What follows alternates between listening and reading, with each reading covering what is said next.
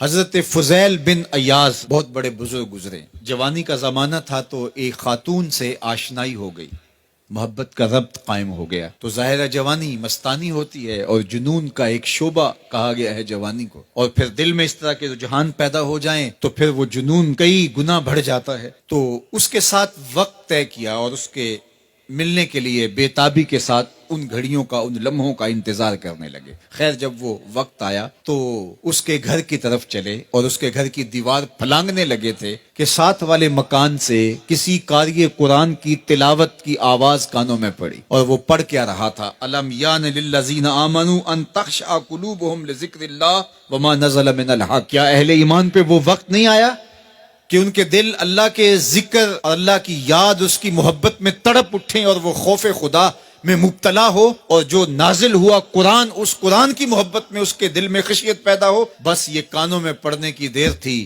کہ دوبارہ گلی میں چھلانگ لگائی اور کہا میرے اوپر وہ وقت آ گیا ہے، اور جنگلوں کو روتے ہوئے نکلے. اور حضرت فضیل بن ایاز پھر ولیوں کے امام قرار پائے. اس آیت نے ان کی زندگی بدل دی. کسی کی 30 سال، کسی کی 40 برس، کسی کی 50 سال، کسی کی 60 سال زندگی یہاں موجود لوگوں میں سے کسی کی اس سے بھی زیادہ اور کسی کی کم. اس آیت کریمہ کو ذرا اپنے اوپر وارد کریں تو اللہ ہمیں نصیب کر دے کہ ہمارے دل تیرے خوف سے کانپ اٹھے اور تیری خشیت سے ہمارے دل لرز اٹھیں، اور قرآن کے ساتھ ہمارا ربط مضبوط اور مستحکم ہو جائے، اور ہم یہ اقرار کرتے ہوئے تیرے حضور حاضر ہو جائیں، مالک وہ وقت آ گیا ہے کہ ہمارے دل تیری یاد سے، تیری محبت سے، تیرے پیار سے مالا مال ہو گئے، اور اپنی باقی زندگی ہم تیرے پیار میں، تیری محبت میں اور تیری یاد میں بسر کریں گے.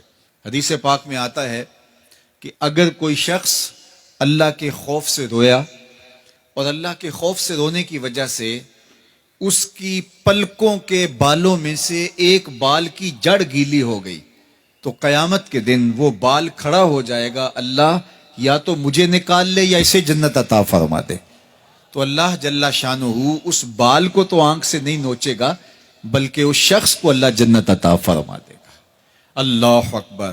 گناہگار کی آنکھ کا پانی اللہ کے غصے کی آگ کو ٹھنڈا کر دیتا ہے. اس لیے ہمیں رونے کا کہا گیا، فَلْيَضْحَكُوا قَلِيلًا وَلْيَبْكُوا كَثِيرًا. اللہ اکبر. ارشاد فرمایا کہ تھوڑا ہنسا کرو، زیادہ رویا کرو. صحابہ کو ہنستے ہوئے دیکھا تو آقا کریم علیہ السلام نے فرمایا کہ تمہارے تک اللہ کی امان نہیں پہنچی اور تم ہنس رہے ہو. عرض کی حضور اس کا کفارہ؟ تو فرمایا اس کا کفارہ یہ ہے کہ جتنا ہنسے ہو اتنا ہی تمہیں رونا پڑے گا. میں اور آپ ذرا اپنی زندگی پر غور و تدبر کریں. ہماری زندگی میں ہنسنا زیادہ ہے یا رونا زیادہ ہے؟ سویر سے لے کر شام تک کہے زیادہ ہیں، ٹھٹھے زیادہ ہیں، مذاق زیادہ ہیں، لطیفے زیادہ ہیں، یا عبرتیں زیادہ ہیں؟ تفکر زیادہ ہے، تدبر زیادہ ہے، سوچ بچار زیادہ ہے، یاد الہی میں تڑپنا زیادہ ہے، آنکھوں سے یاد خدا میں بہنے والے آنسو زیادہ ہیں، یا غفلت سے پھوٹتے ہوئے کہے زیادہ ہیں؟ مجھے اور آپ کو اپنی زندگی کا ضرور محاسبہ کرنا چاہیے. ٹھٹھوں سے، مذاق سے ہماری مجلسیں بھرپور ہوتی ہیں. ہم دن میں جتنا ہنستے ہیں کیا اس کا 10واں حصہ بھی ہم تنہائی میں بیٹھ کے اللہ کی یاد میں روتے ہیں؟ اگر ایسا ہے تو مبارک ہو، اور اگر ایسا نہیں ہے تو اللہ سے آنسو مانگو، اللہ سے درد مانگو، اس کی یاد میں رونا مانگو، اس کے ذکر میں تڑپنا مانگو، اس کی محبت میں بے تابیاں مانگو، آنسو مانگو، سسکیاں مانگو. تڑپنے پھڑکنے کی توفیق دے، دل مرتضی سوز صدیق دے.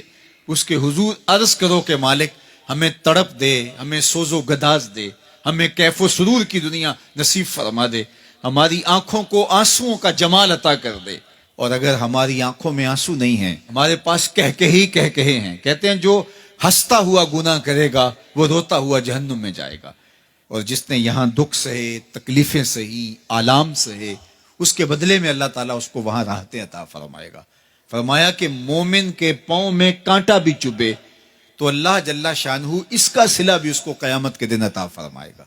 تو یہ جو تفکرات ہیں، یہ جو دکھ آتے ہیں، یہ جو تکلیفیں آتی ہیں، مصائب آتے ہیں، مشکلات آتی ہیں، اذیتیں ہمیں پہنچتی ہیں، تو اس پر صبر کرنا چاہیے اور اللہ کا شکر ادا کرنا چاہیے کہ ہم ان مصائب سے گزر رہے ہیں، ان مشکلوں سے گزر رہے ہیں. اور اگر کسی شخص کی زندگی میں دکھ ہے ہی نہیں، سکھ ہی سکھ ہیں، تو پھر وہ سمجھے کہ وہ فتنے میں مبتلا ہے. اس لیے زندگی کے اندر یہ آنے والی تکلیفیں، زندگی میں ملنے والے دکھ، اذیتیں، یہ اللہ تعالیٰ کی طرف سے ہمارے اوپر ایک انعام ہے، اور اللہ تعالیٰ جل شانہ اس کے بدلے میں ہمیں آخرت میں صلہ عطا فرمانے والا ہے. تو فرمایا رجل ذکر اللہ خالیا ففاضت عیناہ، وہ شخص جس نے تنہائی میں بیٹھ کے اللہ کا ذکر کیا، اللہ کو یاد کیا، اور پھر کیا ہوا؟ فرمایا اس کی آنکھوں سے آنسو ٹپکنے لگے. تو میرے اور آپ کے آقا و مولا نے فرمایا قیامت کے دن جب کوئی سایہ نہیں ہوگا، یاد الہی میں رونے والے کو اللہ اپنے عرش کا ٹھنڈا سایہ عطا فرما دے گا. تو یہ رونا بہت بڑی دولت ہے، یہ بہت بڑی سعادت ہے.